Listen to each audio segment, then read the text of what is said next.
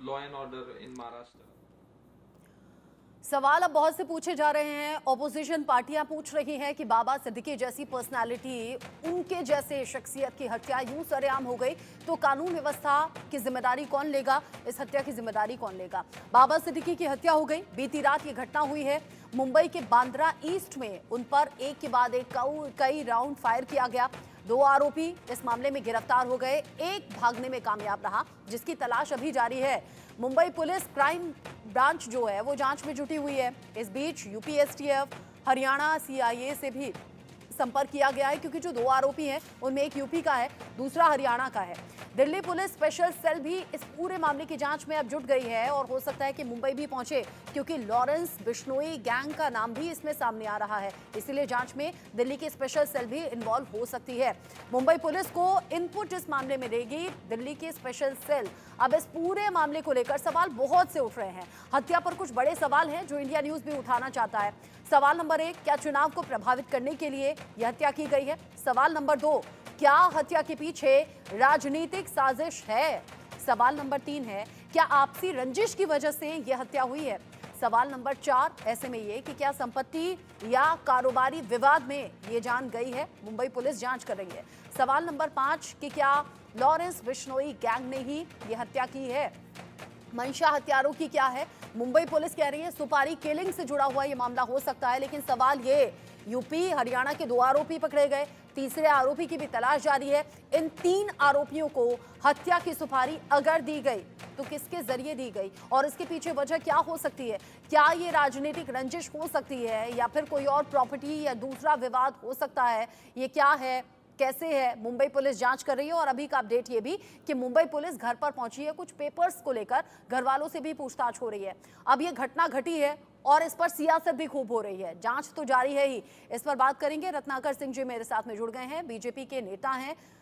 स्वागत आपका। साथ ही साथ मेरे साथ में और मेहमान भी जुड़े हुए हैं, उनका भी आपसे परिचय हम करा देते हैं। मेरे साथ में और खास मेहमान हैं, मेरे साथ में डॉक्टर सीमा मलिक भी जुड़ी हुई हैं जो कि प्रवक्ता हैं एनसीपी से। आपका भी स्वागत। यह घटना बड़ी चौंकाने वाली है, साथ ही साथ डराने वाली है। कई सवाल इसको लेकर उठ भी रहे हैं, इसीलिए चाहे वो उद्धव गुट हो या शरद पवार गुट हो या कांग्रेस हो, लगातार सवाल पूछे जा रहे हैं और कानून व्यवस्था से जुड़े ये सवाल महाराष्ट्र सरकार से सीधे सीधे किए जा रहे हैं और उन्हें कटघरे में खड़ा कर रहे हैं। मेरे साथ में और भी मेहमान हैं, उनका अगर नाम मुझे दिखा दिया जाए तो मैं उन्हें इंट्रोड्यूस करा सकती हूँ। पीसीआर रत्नाकर सिंह जी मेरे साथ में बीजेपी के लीडर हैं, डॉक्टर सीमा मलिक मेरे साथ में एनसीपी की प्रवक्ता हैं, भारत सिंह जी मेरे साथ में हैं कांग्रेस के लीडर, और एसीपी रिटायर्ड धनराज जी मेरे साथ में हैं, फॉर्मर पुलिस ऑफिसर। आप सभी का बहुत स्वागत। सबसे पहले धनराज जी, मैं आपसे पूछना चाहूंगी, मुंबई जैसा इलाका, बाबा सिद्दीकी का वो एरिया, उनके बेटे के ऑफिस के पास का ये एरिया, वहां बदमाश आए, एक के बाद एक राउंड फायर किया और हत्या करके फरार होने की कोशिश में एक तो कामयाब हो भी गया। क्या ये इतना इजी है बाबा सिद्दीकी जैसी शख्सियत पर हमला करना? और अगर हो गया तो कमी किसकी, खामी कैसी है? अगर बात किए तो जो हत्यारे आए थे उन्होंने उनको सिर्फ फोटो के सहारे आइडेंटिफाई किया, यानी क्लियर कट ये कॉन्ट्रैक्ट किलिंग का मामला है। हत्यारों को कहीं से सुपारी दी गई, अब किसने दी है और कहां से ये मामला चल पड़ा है, ये तहकीकाती मामला फिलहाल क्राइम ब्रांच मुंबई कर रही है। दिल्ली पुलिस की उसमें मदद भी ले रही है।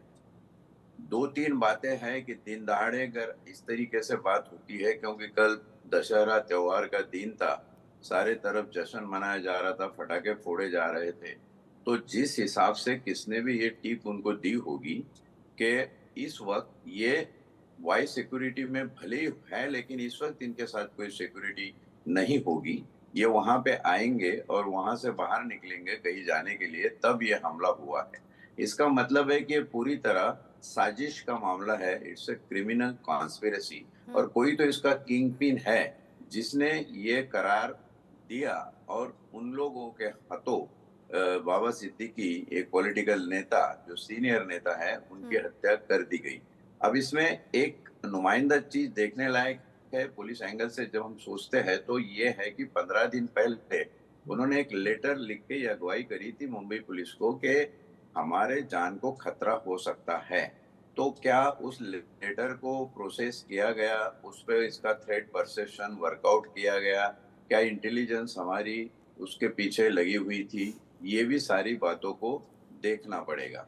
ये बेसिकली आज की तारीख में देखा जाए तो इंटेलिजेंस फेल्यूर लग रहा है, जबकि नहीं था इंटेलिजेंस। तभी उनको खबर दी जाती कि भाई आप इस तरीके से थोड़े सावधान रहिए, बिगर सिक्योरिटी के आप बिल्कुल भी नहीं यहाँ वहाँ जाएंगे, और वाई की सिक्योरिटी को और थोड़ा अपडेट कर देते तो शायद ये टल सकता था। लेकिन जो कॉन्ट्रैक्ट किलिंग हुई है, दिखता है कि जो मुजरिम है, मुजरिम 2 कदम आगे चल रहे थे पुलिस की मशीनरी को दुर्भाग्यवश ये जो अग्रिम सूचना इसकी चाहिए थी, एडवांस इंटेलिजेंस, वो नहीं और मिल बड़ी सका। बात यह है कि दिखने में एकदम साधारण है। एक यूपी से, एक हरियाणा से है, तीसरे आरोपी की तलाश चल रही है। कोई समझ नहीं पाया, कोई भाप नहीं पाया कि बाबा सिद्दीकी के हत्या को लेकर सुपारी ने मिली हुई है और सुपारी किलर ये हैं, और आए एक के बाद एक कई राउंड फायर किया, 3 गोलियां बाबा सिद्दीकी को लग गई और जान चली गई। लेकिन रत्नाकर सिंह जी, जैसा कि सर बता रहे हैं कि 15 दिन पहले एक शिकायत दी गई थी जिसमें जान को खतरा बताया गया था। अगर मैं कहूं कि बाबा सिद्दीकी तो अजीत पवार गुट के ही थे, तब तो और ज्यादा सेफ्टी सिक्योरिटी का ध्यान होना चाहिए था। अगर विपक्ष के होते तो बात अलग होती। कहाँ कमी रह गई? ठीक है।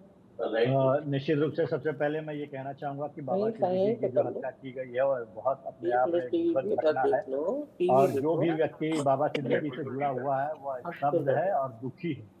और निश्चित तौर पे महाराष्ट्र की महायुति की जो गठबंधन की सरकार है, किसी भी अपराधी को जो इस अपराध में जुड़ा हुआ है उसको छोड़ने वाली नहीं है, सख्त से सख्त कार्रवाई करके।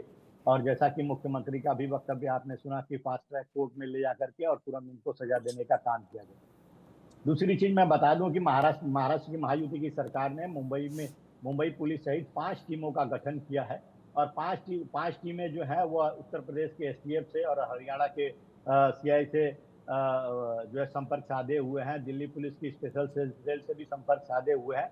तो कहीं ना कहीं ये 5 टीम मिल करके बहुत जल्दी जो है जो किंग पिन है इसका उसके तह तक पहुंचने वाली है, और उसका फाइंड आउट करने वाली है कि कौन इसमें कौन इन्वॉल्व है। ये सारी चीजें प्रक्रिया जो जारी है, क्योंकि 2 हमलावर जो है वो पकड़े गए हैं और उनसे पूछताछ जारी है, और उनके पूछताछ के आधार पे आगे की कार्रवाई की जाए। रत्नाकर जी, रही बात दूसरी चीज, मैं सवाल जो पे आ जाता ऑपोजिशन हूं, पार्टी सवाल कर रही है वही मैं पूछना आपसे इसलिए चाहती हूँ।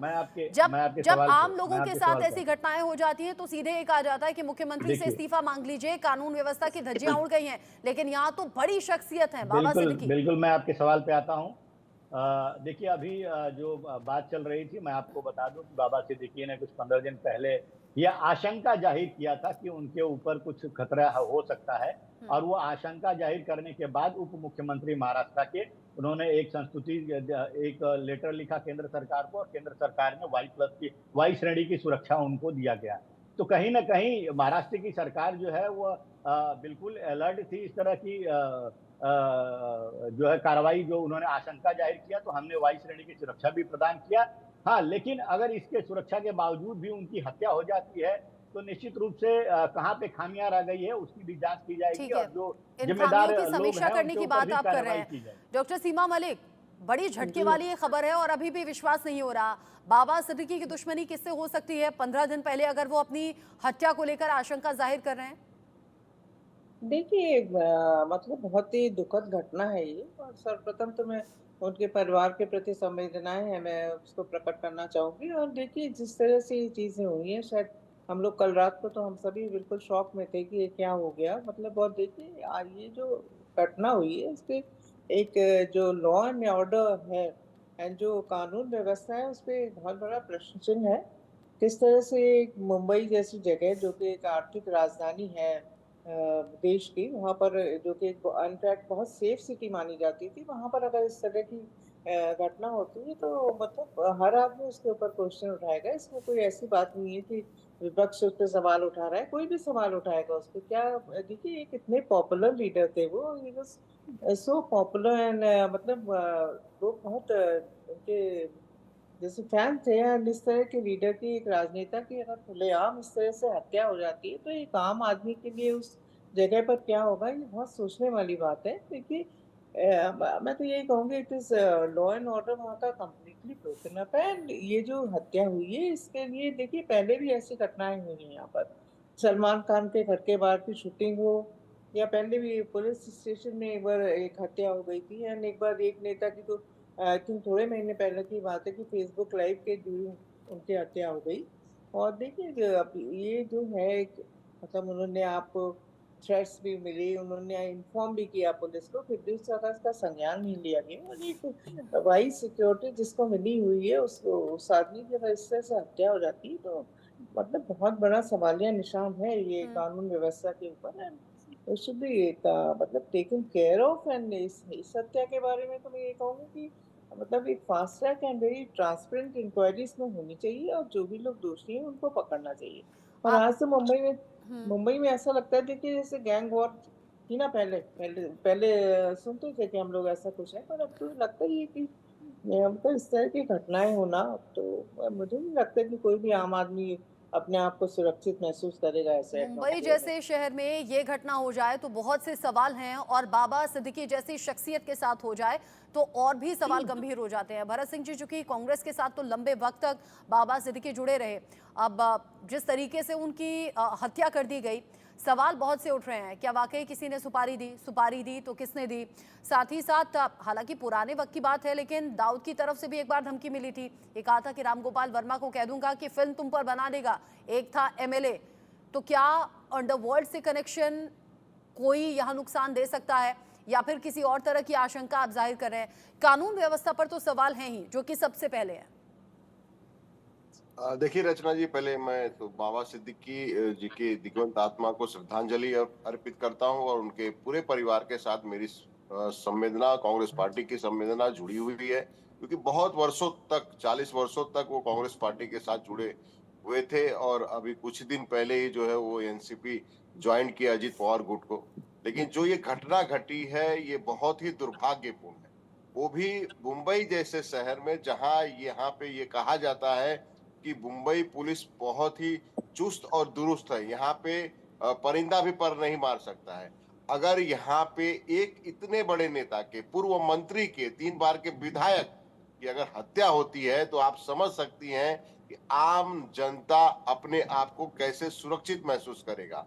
जिस तरह से उनकी हत्या हुई है ये तो जांच का विषय है कि उनकी हत्या किस विषय पे हुई है, कैसे हुई है, लेकिन ये दिखाता है कि मुंबई में लॉ एंड ऑर्डर पूरी तरह से ध्वस्त हो चुका है, क्योंकि जो डीसीएम है देवेंद्र फडणवीस हैं, वो पूरी तरह से सिर्फ चुनाव के बारे में सोच रहे हैं, और किस तरह से पार्टियों को तोड़ा जाए इस विषय पे सोच रहे हैं, किस तरह से नेताओं को अपने पक्ष में किया जाए, डरा के धमका के इस पक्ष में सोच रहे हैं। लेकिन वो कहीं भी महाराष्ट्र की जनता तो छोड़िए, मुंबई जहां एकदम चुस्त दुरुस्त होना चाहिए वहां के विषय पे जरा भी नहीं सोच रहे हैं, और बाबा सिद्दीकी जैसे नेता की सरेआम गोली मार के हत्या कर दी हालांकि जाती है। रत्नाकर जी कह रहे हैं कि जब आशंका जताई थी हत्या की तो उसके बाद हमने वायु श्रेणी की सुरक्षा दे दी थी। सबसे बड़ा सवाल है ना रचना जी, सब मैं उस पे आ रहा था कि सबसे बड़ा सवाल ये है कि जब वाई श्रेणी की सुरक्षा, जब उनको धमकी मिली, उन्होंने पत्र लिखा, अवगत कराया कि मैं सरकार में हूं और मुझे धमकी मिल रही है, उन्हें वाई श्रेणी की सुरक्षा दी जाती है। उस सुरक्षा के दायरे में अगर हत्या होती है, रत्नाकर जी बोलने भरत जी, उसके बाद में आप रिएक्ट कीजिएगा। उस सुरक्षा के दायरे में अगर हत्या होती है तो ये कहीं ना कहीं फेलियर दिखाता है पूरी कानून व्यवस्था की। क्या वो उस समय पुलिस नहीं थी उनके साथ? जो सुरक्षा कर्मी वो कहाँ थे, और अगर नहीं थे तो क्यों नहीं थे? क्या इसमें उनका भी कहीं हाथ तो नहीं है? ये सारे जांच का विषय है। मगर मैं फिर कहता हूं, मुझे याद है, मैं जानता हूं अच्छी तरह से 90 के दशक में जिस तरह से यहाँ मुंबई में एक माहौल था गुंडागर्दी की, एक माहौल था धमकी देने की, शूट करने की, शूट आउट होता था, लोग मारे जाते थे। क्या वो दौर फिर से आ गया है, और क्यों, कैसे आया? जब से ये महायुति की सरकार चल रही है। रत्नाकर जी जवाब देना चाहते हैं। आपने बहुत से सवाल उठा दिए हैं भरत जी, आपने बहुत से सवाल उठा दिए हैं। रत्नाकर जी जवाब देंगे। सबसे पहले तो मैं ये बता देना चाहता हूं, जो यहाँ पे कांग्रेस के प्रवक्ता आरोप लगा रहे थे कि उनको थ्रेट कॉल मिला, उनको जो है इस तरह से, ये बिल्कुल बेबुनियाद है और ये मनगढ़ंत बातें हैं। उनके परिवार के सदस्यों ने भी ये क्लैरिफाई किया है कि उनको कोई भी लिखित रूप से कहीं चिट्ठी नहीं मिली थी और कोई थ्रेट कॉल नहीं आया था। सिर्फ बाबा सिद्दीकी को आशंका थी कि उनके ऊपर भी हमला हो सकता है। जिस प्रकार लॉरेंस बिश्नोई गैंग जो भी सलमान खान के साथ जुड़ा हुआ है, उनको उनके घरों के ऊपर हमला हो रहे थे, तो उन्होंने एक आशंका व्यक्त की थी। उसके आधार पे हमने त्वरित कार्रवाई की और वाई श्रेणी की रत्नाकर जी, क्या आप ये कहना चाहते हैं कि सलमान खान के घर के बाहर जो फायरिंग हुई, लॉरेंस बिश्नोई गैंग का जो नाम सामने आया, यानी बाबा सिद्दीकी को ये आशंका थी कि लॉरेंस बिश्नोई गैंग के निशाने पर बाबा सिद्दीकी हो सकते हैं? यानी कि जो पुलिस की इन्वेस्टिगेशन है और जो शक है लॉरेंस बिश्नोई गैंग को लेकर, आप कह रहे हैं कि वो सही है? जी बिल्कुल। देखिए मैं मुझे बोल लेने दीजिए।